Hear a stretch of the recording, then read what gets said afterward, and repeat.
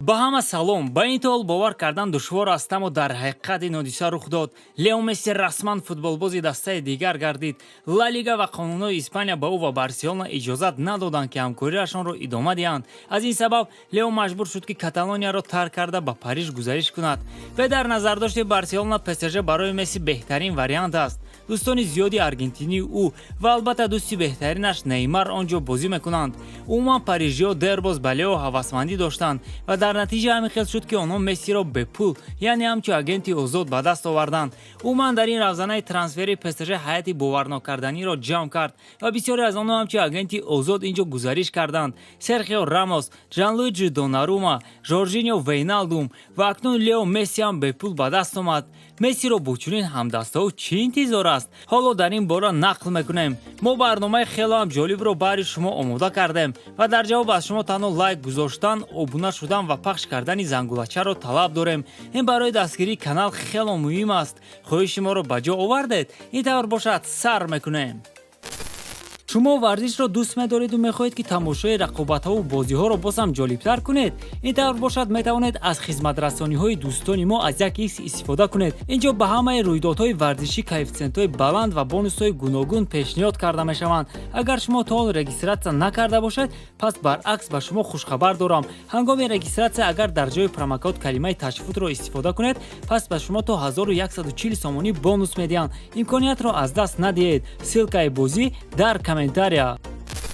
то ҳол бисёре аз мухлисон ба гузариши Месси бовар надоранд, аммо ин ҳодиса рух дод. Лео бо дастаи наваш шартномаи 2 соларо бо имкони дароз кардан боз ба 1 соли дигар ба имзо расонд ва маошаш дар як мавсим 35 миллион евро хоҳад буд.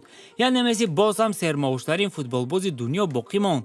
бо дар назардошти андозҳои калон дар Фаронса роҳбарони ПСЖ барои маоши Лео маблағи хело калон сарф хоҳанд кард. аммо ин аз рӯи адолат аст, зеро ба даста омадани Месси шартномаи рекламавии ПСЖро бисёртар мекунад ва обрӯи имиҷи ин дастаро баланд месозад.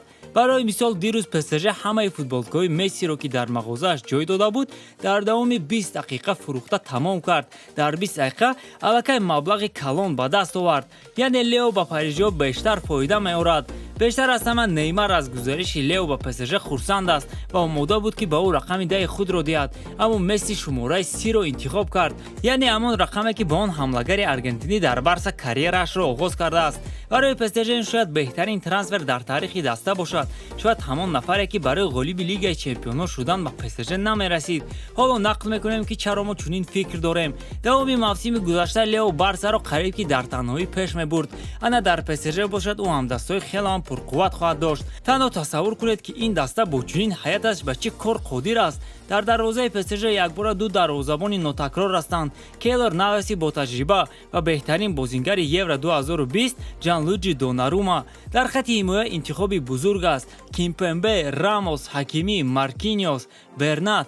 хати ҳамла бошад тамоман кайҳонӣ аст. Килиан Мбаппе, Мауро Икарди, Неймар ва марҳамат Лео Месси. танҳо ҷуфти Месси ва Неймар метавонад дар майдонҳои бузурги аврупоӣ ҳамаро ба по хезонад. фаромӯш намекунем ки онҳо дар вақташ дар ҳайати Барса ҳамаро ба ҳайрат меоварданд. албатта он вақт онҳо ҷавон буданд, аммо ҳоло ҳам яке аз бомаҳораттарин футболбозони дунё боқӣ мондаанд. ана Килиан Мбаппе бошад дар як ҳолати нофаҳмо қарор дорад. ӯ мехост ба Реал равад ва аз дароз кардани шартнома бо ПСЖ даст кашида истода буд. албатта даъватҳо ва мушкилиҳои нав ба нав дар карьера хело хубанд, вале дар як даста бозӣ кардан бо яке аз беҳтарин футболбозон дар таърих ҳам варианти хуб аст. бале, футболбози дӯстдоштаи Мбаппе дар хурдӣ на Лео Месси, балки Криштиану Роналду буд, вале дар ин баробар ӯ ҳамлагари аргентиниро ҳурмат мекунад. шояд Месси сабаб шавад ки Мбаппе дар Париж Сен-Жермен боқӣ монад.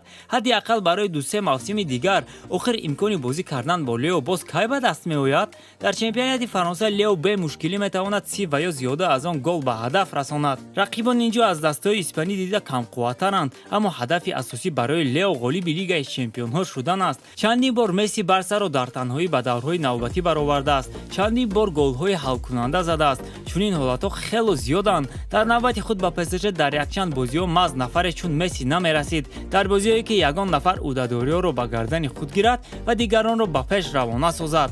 дар бозиҳои муҳим гӯё Мбаппе дар майдон аз чашм нопадид мешуд.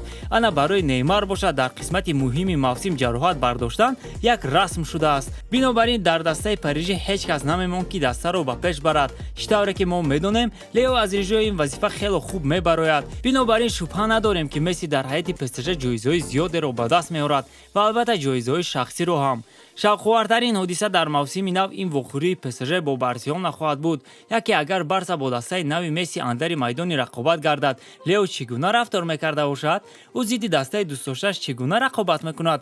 оё ҳамаи қувваашро барои ғалаба равона мекунад ё ки аз ҷиҳати психологӣ наметавонад бозӣ кунад? шояд ӯ тамоман аз баромадан ба майдон даст кашад? ин саъоли ҷолибтарин боқӣ хоҳад монд. албатта ҷавоби онро мо дар амал интизорем, аммо худи Лео дирӯз дар ин бора чунин гуфт: баргаштан ба Барселона ҳодисаи хело ҳам шавқовар хоҳад буд. албатта каме аҷиб аст вақте ман бо формаи дастаи дигар дар Камп Nou зидди Барселона бозӣ мекунам, аммо ин чиз эҳтимол аст ки рух диҳад, шояд ҳамин мавсим.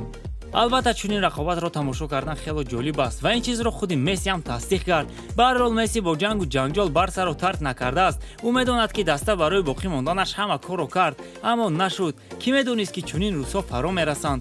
ҳодисаҳои боварнокарданӣ, аммо дӯстон ин ҳақиқат аст ва мо худамо шоҳиди ҳол шуда истодаем. шумо боварӣ доред ки Лео дар ПСЖ метавонад дар сатҳи пешинааш боқӣ монад? фикру ақидаҳоятонро ҳатман дар комментария нависед. ва бо шумо буд канали Фут бародарон. барои онҳое ки то ҳол маро намешиносанд, ному насаби ман Беҳрӯз Артиков. умедворам ки ба иҷодкориҳоям баҳои хуб медиҳед, зеро ҳамаи кӯшишҳоям баҳри шумост. ба ҳамаи шумо рӯзи хушу бобароро орзумандам. хайр то барномаҳои оянда.